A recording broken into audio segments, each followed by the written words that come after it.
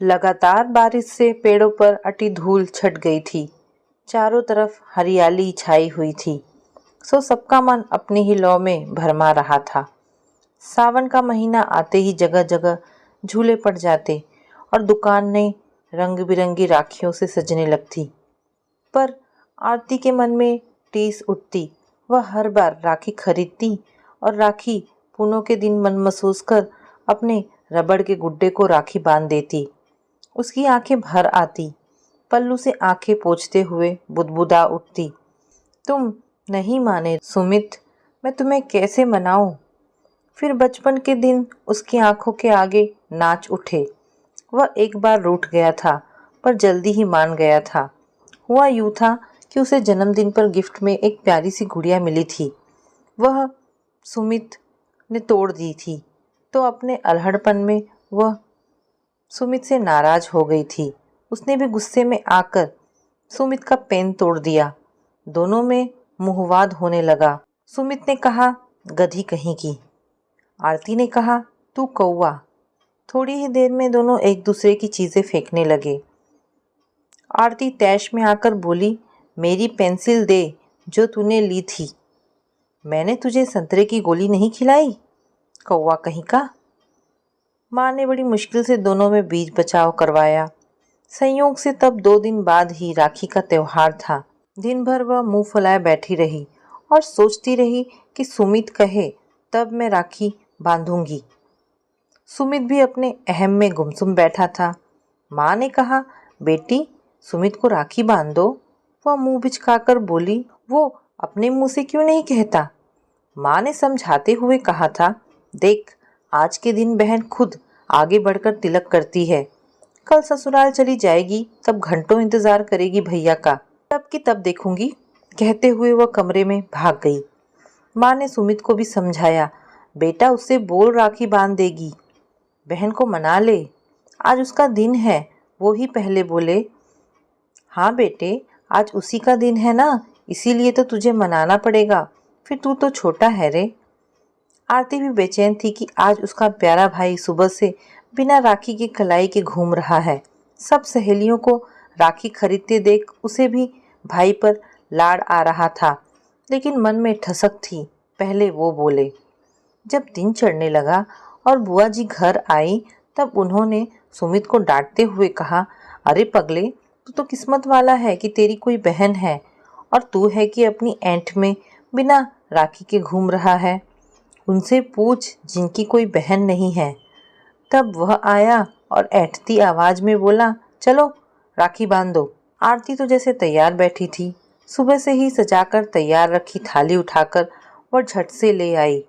सुमित के ललाट पर टीका लगाया और राखी बांध दी थी। इस बार सुमित ने उसे एक गुड्डा दिया जिसकी शक्ल सुमित से मिलती थी। इस कारण आरती को बड़ा प्यारा लगा वह गुड्डा। शादी के बाद भी वह उस गुड्डे को अपने साथ रखती थी और उसे ही राखी बांध देती। लेकिन अब उसे रूठे 15-16 बरस हो गए। जाने कब तक नाराज रहेगा। डाके की आवाज ने अचानक उसे चौंका दिया। लिफाफे पर प्रेषक का नाम देखकर जैसे वह आसमान में उड़ने लगी। आज वर्षों बाद उसे अपने भाई की चिट्ठी मिली। ढलती बयार में मानो उसे नई जिंदगी मिल गई हो। धड़कते दिल से उसने उसे जल्दी खोल डाला और एक ही सांस में पढ़ लिया, वह इस बार राखी को आएगा।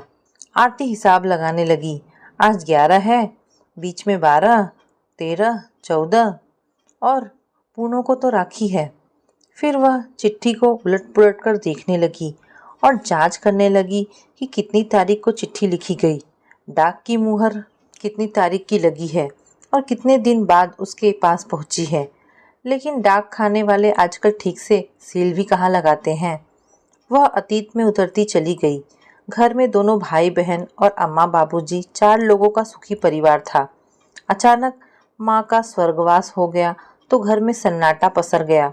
वैसे तो वह अपने भाई से 3 बरस बड़ी थी, पर अम्मा की मृत्यु के बाद तो जैसे छोटा सा सुमित ही उसकी माँ और उसका दोस्त बन गया था। आरती का ब्याह उसी ने तय किया तो शादी का जिम्मा भी पिताजी ने सुमित पर ही डाल दिया। उसने भी उसे बखूबी निभाया। आरती की शादी के समय विदाई करते वक्त युवा हो चुके सुमित ने छलछलाई आंखों से इतना ही कहा था, मैंने अपनी तरफ से खूब अच्छा घर और वर दोनों ढूंढे हैं, इससे ज़्यादा अच्छा मैं नहीं कर सकता था। आरती भौकारा मार के रो उठी तो सुमित ने उसे समझाया था। पति राजीव बाबू के यहाँ खेती किसानी होती थी। ससुर 3 भाई थे और अच्छी खासी जमीन थी। वे अच्छे रसूखदारों में से थे। गांव में उनका दबदबा था। चौपाल पर उनकी ही बैठक जमती। पूरा गांव उनका कहना मानता था। धीरे धीरे चाचा ताऊ अलग हुए तो जमीन के भी टुकड़े हो गए। कुछ दिन तक तो राजीव बाबू की गृहस्थी संयुक्त रूप से चलती रही, पर जब छोटे भाइयों के विवाह हुए तो जल्दी ही घर के साथ साथ जमीन भी बढ़ती चली गई।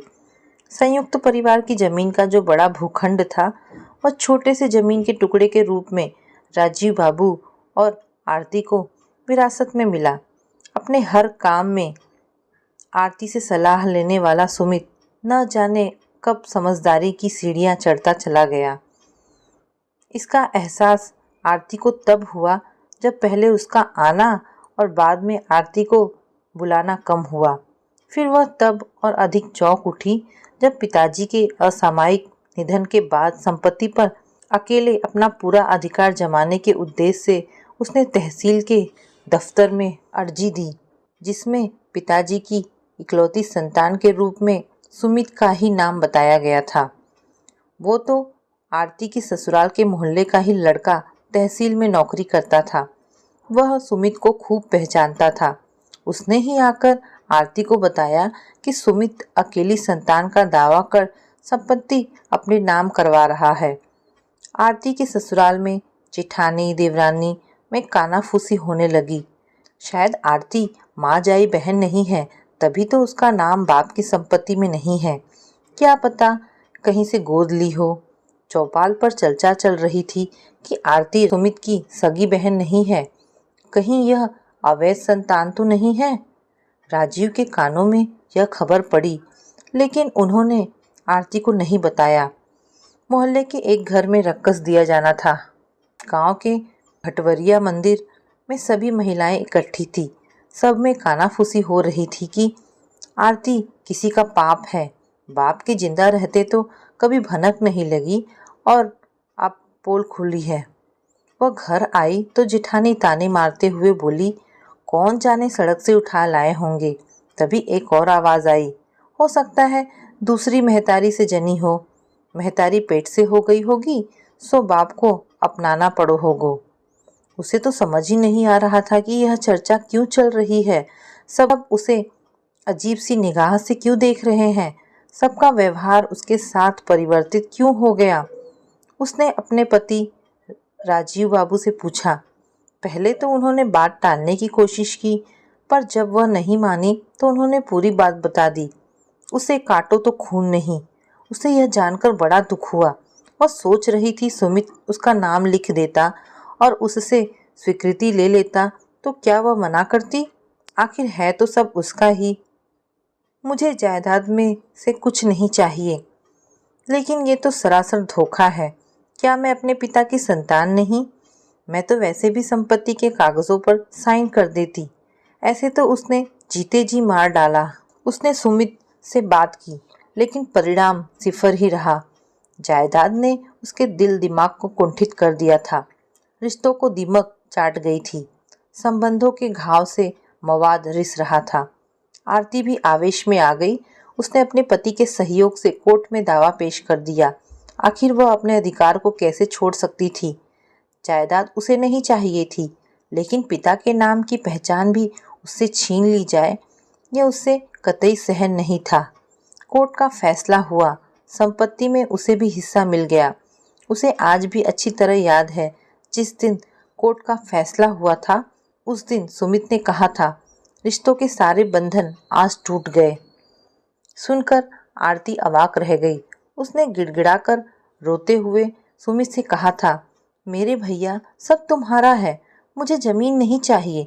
मैं तो पिता की संतान बनना चाहती थी। मेरे ससुराल वाले कहते थे कि मैं अपने पिता की औलाद नहीं हूँ।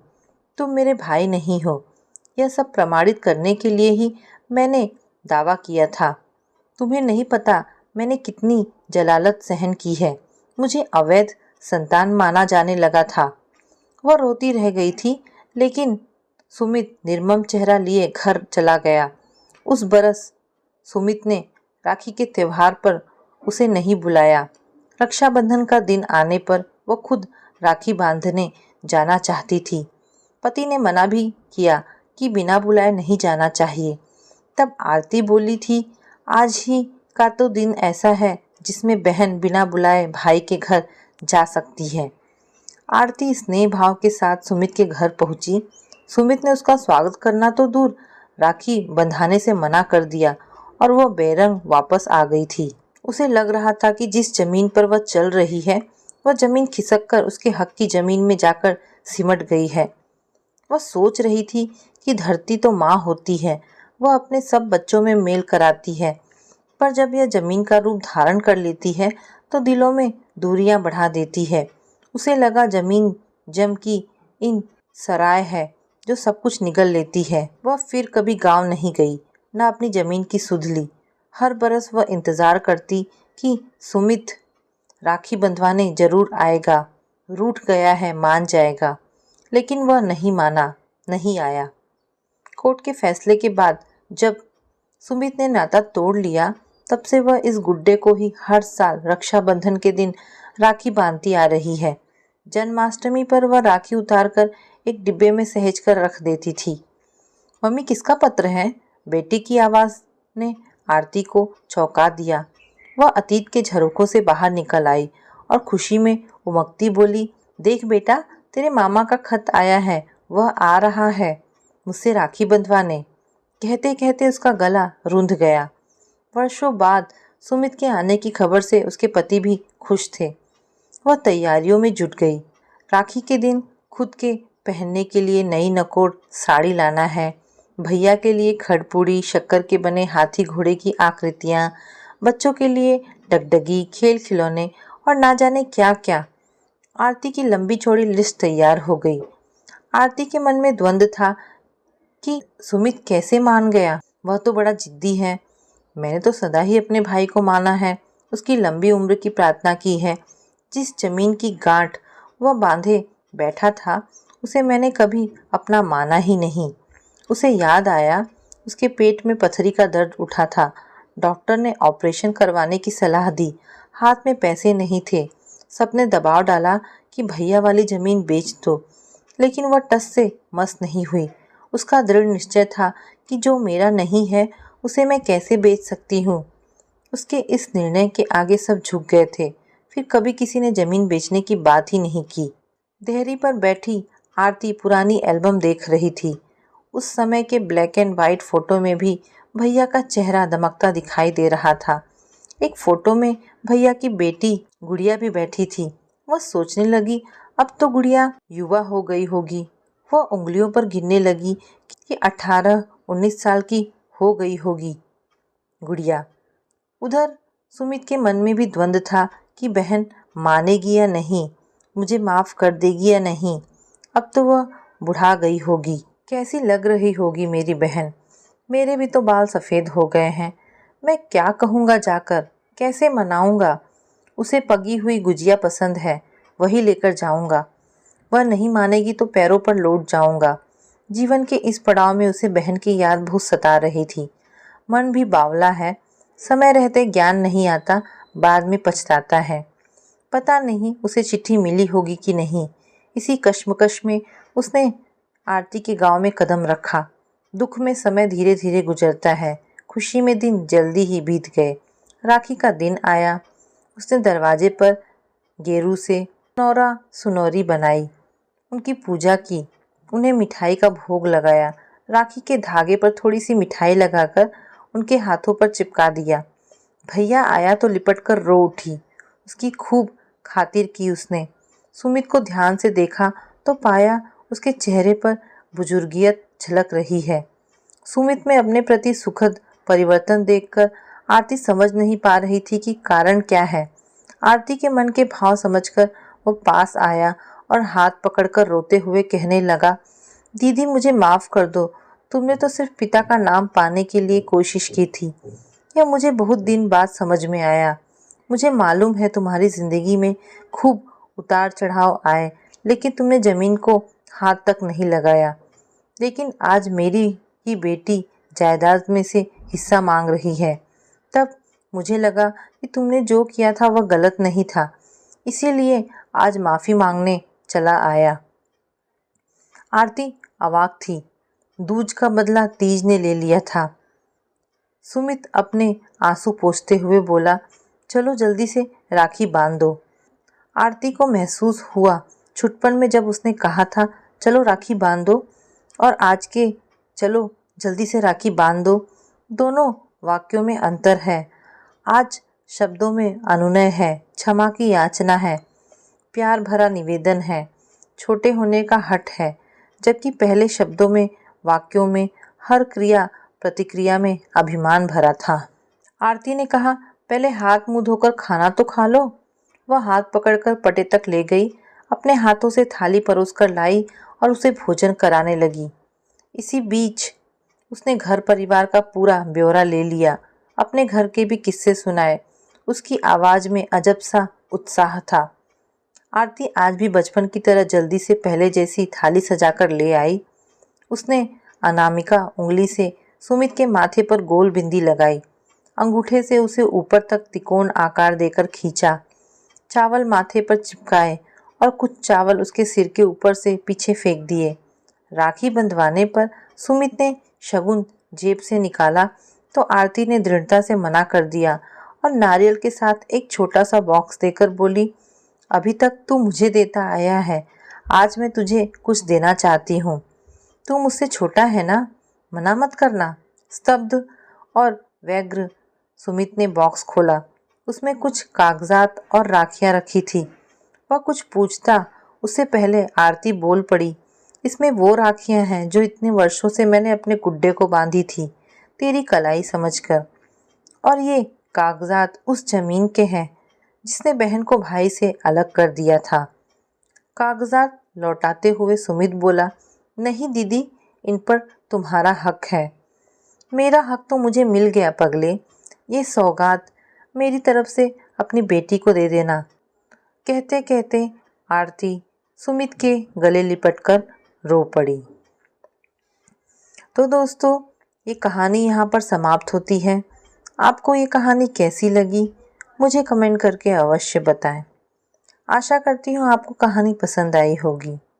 धन्यवाद दोस्तों, हमारी आज की दूसरी कहानी है पछतावा। किचन में खड़े होकर खाना बनाते बनाते विभा की कमर दुखने लगी, पर वे क्या करें, इतने मेहमान जो आ रहे हैं। बहू की पहली दिवाली है, कल तक उसे उपहार लेकर मायके जाना था, पर अचानक बहू की माँ का फ़ोन आ गया कि अमेरिका से उसका छोटा भाई और भाभी आए हुए हैं। वे शादी पर नहीं आ सके थे, इसीलिए वे आप सबसे मिलना चाहते हैं। उन्हीं के साथ बहू के तीनों भाई व भाभियां भी अपने बच्चों के साथ आ रहे हैं। कुकर की सीटी बजते ही विभा ने गैस बंद कर दी और ड्राइंग रूम में आ गई। बहू आराम से बैठकर गिफ्ट पैक कर रही थी। अरे मम्मी देखो ना, मैं अपने भाई भाभीियों के लिए गिफ्ट लाई हूँ, बस पैक कर रही हूँ। आपको दिखाना चाहती थी, पर जल्दी है, वे लोग आने वाले हैं इसीलिए पैक कर दिए। बहू ने कुछ पैक किए गिफ्ट की तरफ इशारा करते हुए कहा। तभी विभा जी का बेटा घर में दाखिल हुआ और अपनी पत्नी से बोला, रीमा, एक कप चाय बना लाओ, आज ऑफिस में काफ़ी थक गया हूँ। अरे आप देख नहीं रहे हैं कि मैं गिफ्ट पैक कर रही हूँ। माँ, आप ही बना दीजिए ना चाय, मुझे अभी तैयार भी होना है। मेरी छोटी भाभी बहुत फैशनेबल है, मुझे उनकी टक्कर का तैयार होना है। इतना कहकर रीमा अपने गिफ्ट पैक करने में लग गई। शाम को विभा जी के ड्राइंग रूम में करीब 10-12 लोग बैठे हुए थे। उनमें बहू के तीनों भाई, उनकी बीवियां, बहू के मम्मी पापा, भाई के बच्चे और उन सब के बीच मेहमानों की तरह उनकी बहू रीमा बैठी थी। विभा ने इशारे से बहू को बुलाया और रसोई घर में ले जाकर कहा, रीमा, सबके लिए चाय बना दे, तब तक मैं पकोड़े तल लेती हूँ। क्या मम्मी, मायके से परिवार के सारे लोग आए हैं और आप कह रही हैं कि मैं उनके साथ न बैठकर यहाँ रसोई में काम करूं? मैं तो कब से कह रही हूँ कि आप एक नौकर रख लो, पर आप हैं कि बस अब मुझसे कुछ मत करने को कहिए। मेरे घर वाले मुझसे मिलने आए हैं। अगर मैं यहाँ किचन में लगी रहूँगी तो उनके आने का क्या फ़ायदा? इतना कहकर रीमा किचन से बाहर निकल गई और विभा किचन में अकेली रह गई। उन्होंने शांत रहकर काम करना ही उचित समझा। विभा ने जैसे तैसे चाय और पकौड़े बनाकर बाहर रख दिए और वापस रसोई में खाना गर्म करने चली गई। बाहर से ठहाकों की आवाज़ें जब जब उनके कानों में पड़ती, उनका मन जल जाता।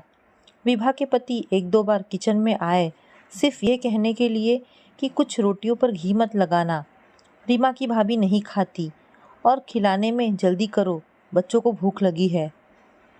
विभा जी का खून तब और जल गया जब जाते जाते रीमा की मम्मी ने उनसे यह कहा, क्या बहन जी, आप तो हमारे साथ जरा भी नहीं बैठी, कोई नाराज़गी है क्या? सबके जाने के बाद रीमा तो तुरंत सोने चली गई और वे रसोई संभालने में लग गई। अगले दिन विभा जी का मन हुआ कि वे पति और बेटे से बीती शाम की स्थिति पर चर्चा करें, पर दोनों ही जल्दी ऑफिस चले गए। 2 दिन बाद फिर रीमा की एक भाभी घर आ गई और उसको अपने साथ शॉपिंग पर ले गई। शादी के बाद से यह सिलसिला अनवरत चल रहा था। कभी किसी का जन्मदिन, कभी किसी की शादी की सालगिरह, कभी कुछ तो कभी कुछ। रीमा के घर वालों का काफ़ी आना जाना था, जिससे वे तंग आ चुकी थी। एक दिन मौका पाकर उन्होंने अपने पति से इस बारे में बात की। सुनो जी, रीमा ना तो अपने घर की जिम्मेदारी संभालती है और ना ही अजय का ख्याल रखती है। मैं चाहती हूँ कि उसका अपने मायके आना जाना कुछ कम हो। शादी को साल होने जा रहे हैं और बहू आज भी महीने में 7 दिन अपने मायके में रहती है और बाकी के दिन उसके घर का कोई ना कोई यहाँ आ जाता है। सारा सारा दिन फ़ोन पर कभी अपनी मम्मी से, कभी भाभी, तो कभी किसी सहेली से बात करती रहती है। देखो विभा, तुमको ही शौक था ना कि तुम्हारी बहू भरे पूरे परिवार की हो, दिखने में ऐश्वर्या राय हो। तुमने खुद ही तो रीमा को पसंद किया था। कितनी लड़कियां नापसंद करने के बाद अब तुम घर के मामले में हम मर्दों को न ही डालो तो अच्छा है। विभा जी सोचने लगी कि इनकी बात भी सही है। मैंने कम से कम 25 लड़कियों को देखने के बाद अपने बेटे के लिए रीमा को चुना था। तभी पति की बातों से विभा की तंद्रा टूटी। वे कह रहे थे, विभा तुम कितने दिनों से कहीं बाहर नहीं गई, ऐसा करो तुम अपनी बहन के घर पर हो आओ, तुम्हारा मन अच्छा हो जाएगा। अपनी बहन से मिलकर अपना दिल हल्का करने की सोच से ही विभा खुश हो गई। अगले ही दिन वे तैयार होकर अपनी बहन से मिलने चली गई, जो पास में ही रहती थी। पर बहन के घर पर ताला लगा देखकर उनका मन बुझ गया। तभी बहन की एक पड़ोसिन ने उन्हें पहचान लिया और बोली, अरे आप विभा जी हैं ना, शीला जी की बहन? जी हाँ, आपको पता है शीला कहाँ गई है? शीला जी पास के बाजार तक गई हैं, आप आइए ना। नहीं नहीं, मैं यहीं बैठकर इंतज़ार कर लेती हूँ, विभा जी ने संकोच से कहा। अरे नहीं विभा जी, आप अंदर आकर इंतज़ार कर लीजिए, वे आती ही होंगी। उनके बहुत आग्रह पर विभा जी उनके घर चली गई। आपकी तस्वीर मैंने शीला जी के घर पर देखी थी, आइए ना। नेहा ज़रा पानी ले आना, उन्होंने आवाज़ लगाई। अंदर से एक बहुत ही प्यारी सी लड़की बाहर आई। बेटा देखो, यह विभा जी हैं, शीला जी की बहन। इतना सुनते ही उस लड़की ने उनके पैर छू लिए। विभा जी ने उसे मन में आशीर्वाद दिया तो शीला की पड़ोसन बोली, यह मेरी बहू है। विभा जी बहुत प्यारी बच्ची है। मम्मी जी मैं चाय रखती हूँ, इतना कहकर वह अंदर चली गई। विभा जी ने एक नज़र घुमाई। इतने शलीके से हर चीज़ रखी हुई थी कि देखकर उनका मन खुश हो गया। कितनी संस्कारी बहू है इनकी। और एक रीमा है। बहन जी, शीला दीदी आपकी बहुत तारीफ़ करती हैं। मेरा ध्यान शीला की पड़ोसन पर चला गया। इतने में उनकी बहू चाय बिस्कुट के साथ पकोड़े भी बनाकर ले आई और बोली, लीजिए आंटी जी। हाँ बेटा। तभी फ़ोन की घंटी बज गई। पड़ोसिन की बहू ने फ़ोन उठाया और बात करने के बाद अपनी सास से बोली, मम्मी पूजा दीदी का फ़ोन था, शाम को हम सबको खाने पर बुलाया है, पर मैंने कह दिया कि आप सब यहाँ बहुत दिनों से नहीं आए हैं। आप और जीजा जी आज शाम खाने पर आ जाओ, ठीक कहा ना? हाँ बेटा, बिल्कुल ठीक कहा। बहू किचन में चली गई तो शीला की पड़ोसिन मुझसे बोली, पूजा मेरी बेटी है नेहा, और उसमें बहुत प्यार है। अच्छा है बहन जी, नहीं तो आजकल की लड़कियां बस अपने रिश्तेदारों को ही पूछती हैं। विभा जी ने यह कहकर अपने मन को थोड़ा सा हल्का करना चाहा।